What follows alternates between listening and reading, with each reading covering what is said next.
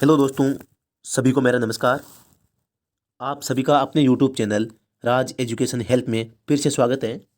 आज हम बात करने वाले हैं राजस्थान लोक सेवा आयोग अजमेर द्वारा 2 नवंबर 2020 को जारी भर्ती विज्ञापन के संबंध में। दोस्तों, अगर आपने मेरे यूट्यूब चैनल को सब्सक्राइब, लाइक, कमेंट और शेयर नहीं किया है तो इसे सब्सक्राइब जरूर करें और अपने दोस्तों के पास ज़्यादा से ज़्यादा शेयर करें ताकि इस भर्ती वीडियो की जो सूचना है वो ज़्यादा से ज़्यादा लोगों के पास पहुंच सके और लोग इसका फ़ायदा उठा सके। चलो आज बात करते हैं राजस्थान लोक सेवा आयोग द्वारा जारी सहायक आचार्य की विज्ञप्ति के बारे में। आयोग द्वारा कॉलेज शिक्षा विभाग के लिए राजस्थान शिक्षा सेवा के अंतर्गत सहायक आचार्य, मतलब जिसे अंग्रेजी में कहते हैं असिस्टेंट प्रोफेसर, के पदों पर भर्ती विज्ञापन जारी किया है। ये जो भर्ती विज्ञापन है इसके लिए ऑनलाइन आवेदन पत्र है वो आमंत्रित किए गए हैं। विभाग से प्राप्त कुल रिक्त पदों की संख्या 918 बताई गई है, जो सभी विषयों में अलग अलग निर्धारित है। जो विषयवार पदों का विवरण है वो विषयवार और वर्गवार आप इस स्क्रीन पर देख सकते हैं, जो सभी विषयों के लिए अलग अलग है।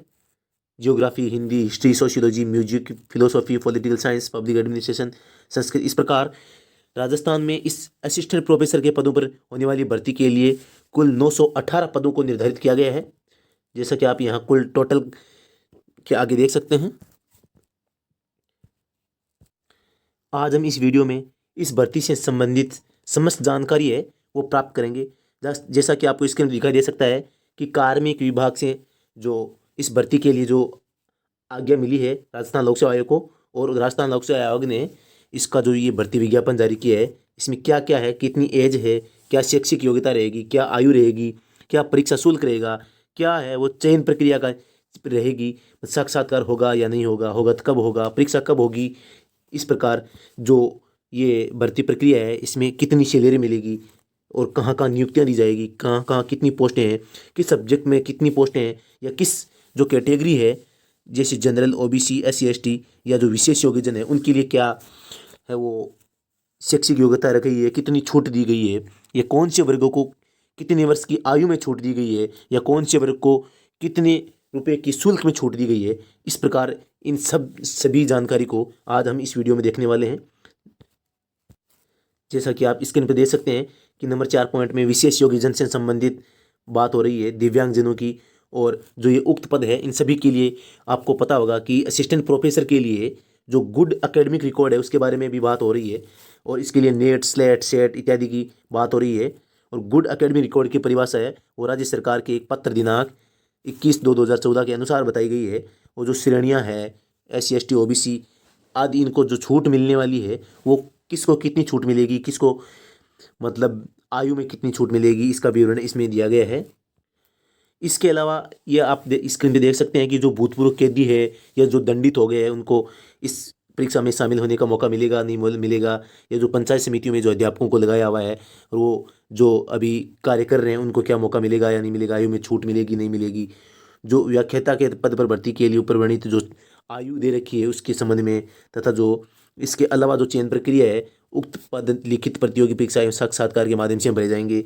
परीक्षा का स्थान, माह, पाठ्यक्रम, आवेदन की जो तिथि होगी, आवेदन की जो प्रक्रिया होगी, इन संबंधित सभी जो ये पॉइंट है, अभ्यर्थी के द्वारा जब फॉर्म भरा जाएगा तो कौन सी साइट पर जाकर फॉर्म भरा जाएगा तथा उसे कितना शुल्क देना होगा, परीक्षा शुल्क के बारे में बात हो रही है। TSP क्षेत्र के लिए कितनी सीटें हैं, नॉन TSP के लिए कितनी है, तथा जो रिटन एग्जामिनेशन होगा उसमें कितने पेपर होंगे, कौन सा पेपर कितने नंबर का होगा, तथा कुल कितने मार्क्स होंगे, नेगेटिव मार्क होंगे नहीं होंगे, जो इंटरव्यू रखा जाएगा वो कितने नंबर का होगा। इस प्रकार जो सभी महत्वपूर्ण जानकारी है उसके बारे में आज हम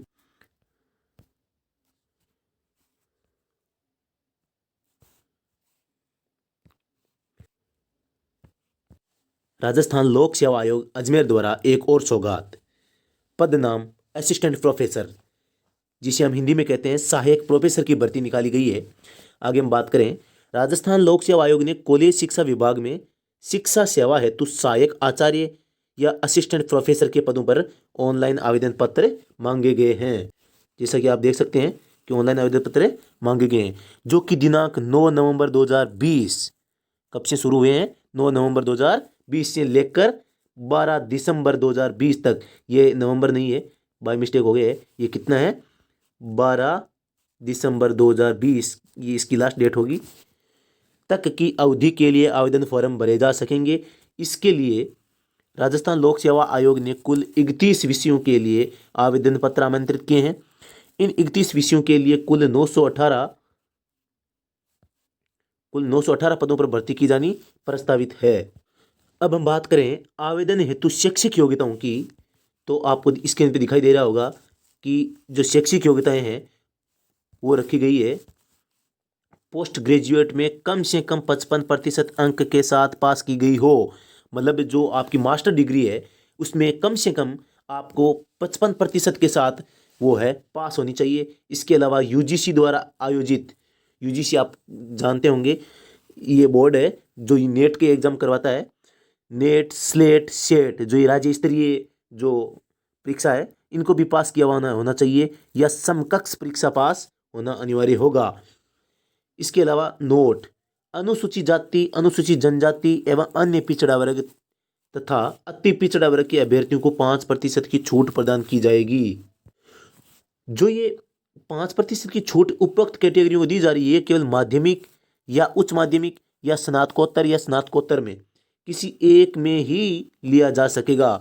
मतलब जो ऊपर ये छूट दी जा रही है ये छूट किसी एक क्लास की में जो मार्क्स है उनमें ले सकते हो, चाहे तो 10वीं में ले लो, चाहे 12वीं में, या स्नातक या स्नातकोत्तर, इनमें से किसी एक जगह आपके अगर अंक कम है तो आपको वहाँ रियायत दी जा सकती है, मतलब अंकों में छूट प्रदान की जा सकती है। किसको किसको, SC category, ST category, OBC category और एमबीसी कैटेगरी। अब हम अगर बात करें पे बैंड एवं ग्रेड पे की, तो ग्रेड पे इसका 6000 का है और जो पे बैंड है 15,600 से लेकर 39,100 रुपये तक है। इसके अलावा बात करें जो परिवीक्षा काल है जिसे हम ट्रेनिंग पीरियड कहते हैं, उसमें नियमानुसार नियत मासिक वेतन देय होगा जो कि परमानेंट होने के बाद देने से थोड़ा कम रहता है। अब बात करें हम आयु सीमा की, तो आयु सीमा की गणना है वो कब से की जाएगी, आयु सीमा का गणना 1 जुलाई 2020 को न्यूनतम 21 वर्ष एवं अधिकतम 40 वर्ष से कम होनी चाहिए। मतलब जो आयु की गणना है वो 1 जुलाई 2020 से की जानी है तथा इस 1 जुलाई 2020 को आपकी उम्र है वो कम से कम 21 वर्ष तथा अधिक से अधिक 40 वर्ष से कम होनी चाहिए। किस डेट तक, 1 जुलाई 2020 को। इसमें भी हम बात करें अगर एससी एसटी और ओबीसी कैटेगरी की, तो इन वर्गों को अधिकतम 5 वर्ष की छूट प्रदान की जा सकेगी। अब हम बात करते हैं जनरल वुमेन और ईडब्ल्यूएस वुमेन की। आपको पता है जो ये ईडब्ल्यूएस है आर्थिक रूप से पिछड़ा जो वर्ग है उनमें महिला तथा जनरल महिला इनको भी 5 साल की छूट प्रदान की जा सकेगी। मतलब वुमेन्स चाहे किसी भी कैटेगरी हो उसको कम से कम 5 वर्ष की छूट प्रदान की जा सकती है। इसके अलावा हम बात करते हैं एससी एसटी ओबीसी और एमबीसी कैटेगरी की जो महिलाएं हैं उनको अधिकतम 10 वर्ष की छूट प्रदान की जा सकेगी। तो इस प्रकार जो ये आयु वर्ग में सभी कैटेगरी वाइज अलग अलग रखी गई है, छूट प्रदान की गई है। इसके अलावा बात करें हम विधवा तथा परित्यक्ता महिला अभ्यर्थियों के लिए कोई भी आयु सीमा की बाध्यता नहीं होगी, कोई भी आयु की बाध्यता नहीं। इसका मतलब क्या है कि जो विधवा और परित्यक्ता जो महिलाएं होती है वो चाहे कितनी भी उम्रदराज हो उनको भर्ती प्रक्रिया में भाग लेने से कोई मनाही नहीं है।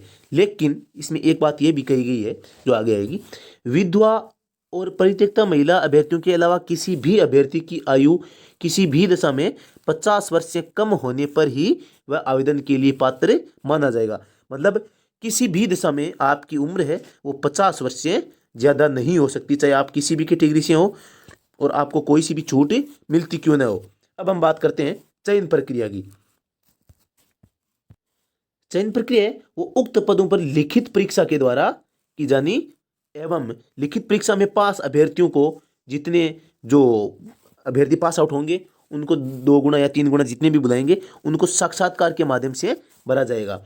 जो आपके लिखित परीक्षा में तथा साक्षात्कार में जो अंक मिलेंगे उन दोनों अंकों को जोड़कर तथा जो गुड एकेडमी रिकॉर्ड है आपका उसको भी ध्यान में रखते हुए जो मेरिट बनेगी उसमें जो टॉप आएंगे उनका सिलेक्शन इस भर्ती में किया जाएगा। इसके अलावा बात करें परीक्षा का स्थान और माह की, तो इसमें परीक्षा का स्थान व तिथि के संबंध में यथा समय सूचित कर देने की बात आरपीएससी के द्वारा की गई है, जो भर्ती विज्ञापन में भी लिख रखा है।